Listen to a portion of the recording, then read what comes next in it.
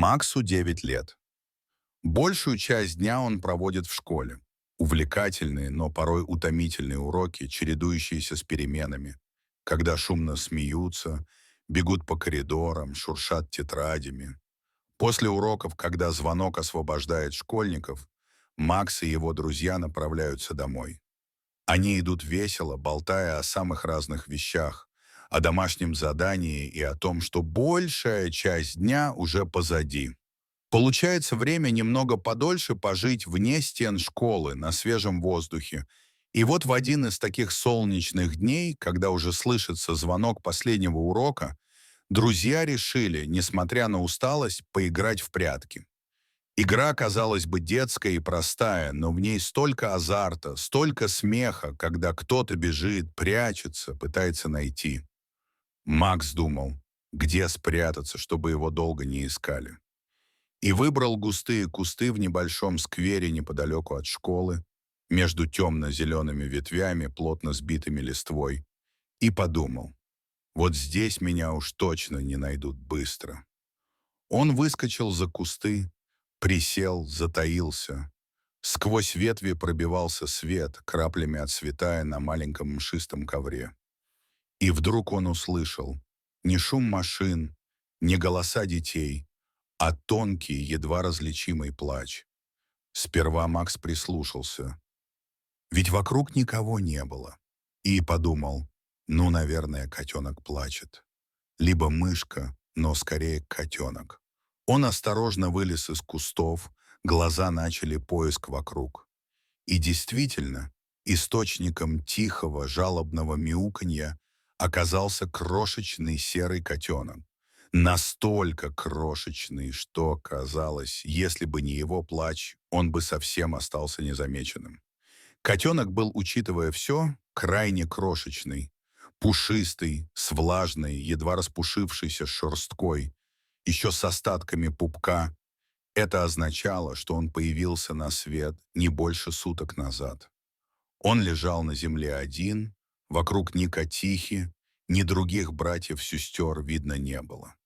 И, казалось, малыш совсем один, истощен и уже не может долго переживать.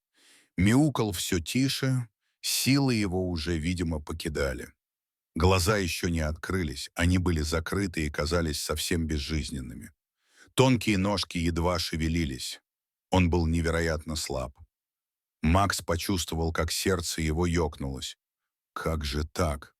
Вдруг он рассердился. Почему никто из прохожих, почему никто вообще не слышал? Почему этот такой крошечный малыш остался один? Он позвал друзей, а те сперва перепугались, увидев зверенка. Они отшатнулись, сказали, что не хотят иметь с ним дела, мол, пусть лежит там, и мы дальше поиграем. «Ну давай-ка лучше оставим и пройдем. Играем дальше». И Макс растерялся, но тут силу воли набрался, потому что малыш не выдержал бы еще немного. Он уговорил друзей. «Ну, ребят, вы ведь меня же не бросите?»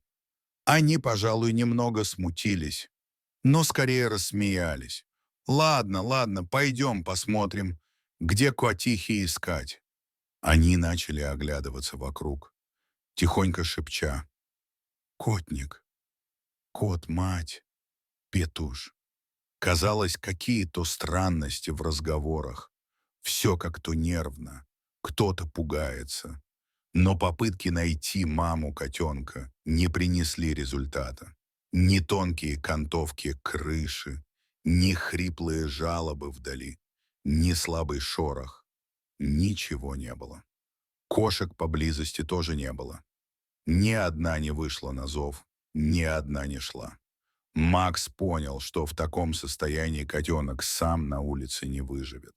9 лет уже достаточно, чтобы понять, он, конечно, мальчишка, но неподготовленный, но чуткий. Он разрешил друзьям идти домой, распрощался, надеясь, что мамы нет, и понес крошку к себе домой. Дома мама Макса сначала удивилась, когда он ворвался с пушистым маленьким сюрпризом. Она увидела, как дрожит в руках малыша котенок, как он тихо мяукает, будто просит о помощи. Сердце мамы встрепенулось. И начался тот самый момент, когда человек, пусть и ребенок, решает взять на себя ответственность за кроху. Мама предложила: «Давай, сынок, попробуем помочь». Они вместе аккуратно уложили котенка на грелку, завернув в мягкую фланель костью. Мама объяснила: «Так, малыш был совсем голоден. Нужно срочно найти подходящее питание. Молоко для котят или специальную смесь». Макс на следующий день позвал маму и вместе пошли в ближайший зоомагазин. И котенок стучал в груди девятилетнего, а тот сгруппировался за пазуху, грел котенка своим теплом. В зоомагазине продавцы встретили их с заботливым вниманием. Они внимательно осмотрели маленького, только начинающего жизнь котенка. Им даже показалось, что он медленно шевелится, наконец-то откликнулся на тепло. Сотрудники рассказали, как ухаживать за таким малышом, кормить из пипетки. Надо каждые 2-3 часа, держать в тепле, постоянно следить за чистотой. Они объяснили, что котенка без матери нужно стимулировать к мочеиспусканию, протирая мягкой влажной тряпочкой. Мама кошки обычно это делает лапкой. Макс и его мама усвоили весь инструктаж и поблагодарили сотрудников зоомагазина. В руках Макса теперь лежало что-то нежное, беззащитное, и он ощущал себя и хлопотливым хранителем, и другом, и старшим братом. Первые дни были настоящим испытанием. Котенка надо было кормить каждые несколько часов, даже ночью. Макс с мамой старались собрать график. Мама вставала утром, Макс просыпался и кормил. Потом через пару часов мама, а если приходилось вставать ночью, он тоже.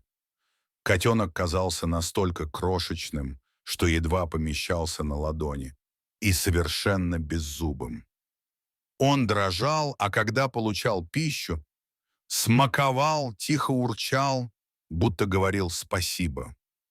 Потом сразу же засыпал, а их дом наполнялся тихим дыханием, маленькими царапающимися движениями лапок. Через неделю котенок начал постепенно крепнуть. Его шерстка начала пушиться, чуть-чуть, как будто набираясь сил. Глаза, сначала чуть приоткрывшиеся щелочки, медленно к концу второй недели начали открываться полностью. Котенок встретил первый мир одним глазом, потом вторым, и тут Макс, сидя на краю дивана, впервые увидел, как малыш удивленно смотрит на свет, на дом, на него. Это была важная, волшебная минута. Глаза будто говорили «я вижу мир». И в тот момент взрослое в сердце Макса будто открылось. Он почувствовал сильную волну любви, ответственности, гордости. Он понял, что это не просто котенок, это теперь член их семьи. Следующие дни самые трогательные. Котенок делает свои первые шаги. Они осторожны, неуверены, но оттого еще милее. Макс поддерживает малыша рукой. Он падает, вздрагивает, но снова пытается идти. Постепенно его лапки крепнут, сердце тоже. Он начинает слышать, видеть, узнавать звуки дома, капающую посуду, шаги, голос мамы. Он пробует впервые мягкий корм, пюре для котят, и делает это с восторгом, облизываясь каплями. Мама помогает брать ложку, чистит мордочку. Макс фотографирует каждый момент, чтобы сохранить воспоминания. И вот, когда котенок подрос, стало ясно. Это не просто дворовый малыш, а редкая порода. Например, он выглядел как тойгер-микс. Полосатый, рыже-серый, с миниатюрными ушками и выражением лица, будто задумчивый философ. Макс смеялся. «Он похож на львенка». Мама подтвердила. «Да, он породистый». И котенок остался у Макса, получил кличку, например, Сэм или любое другое красивое имя. Его окружают заботой, игрушками, Мягкий мячик, пушистый мышонок, как теточка, браунковая мисочка с вкусненькой едой — все это для него. А друзья, те, что раньше предложили оставить и идти дальше, теперь смотрят с завистью. Ведь у Макса появился не просто котенок, а чудо, породистый, забавный, маленький пушистый друг. Они восхищаются, что он такой ответственный, что он действительно любящий хозяин. Со временем котенок растет, он учится прыгать на подоконник, ловить лучики солнца, катать шарик по полу, мурчать на коленях, приносить в зубках маленький палец или тряпочку. Макс гордится. Он обеспечил безопасность, жизнь, заботу малышу, который мог не выжить. Друзья тоже потихоньку меняют отношения. Начинают понимать, насколько важно помогать тому, кто в беде. А котенок с каждым днем все крепче, веселее, шустрее. Так в жизни девятилетнего мальчика стало особенное существо — маленький пушистый друг, которому он дал дом, имя, любовь и радость. Что было началом, случайный крик в кустах, превратилось в историю дружбы, ответственности, тепла. А каждый вечер, когда котенок, уставший, прижимается к Максу и тихо мурлычет, мальчик знает. Он сделал то, что было правильно, и стал немного взрослее, чуть мудрее, но навсегда счастливее. И, конечно, друзья теперь побаиваются, что это был не просто котенок, а самый настоящий член семьи.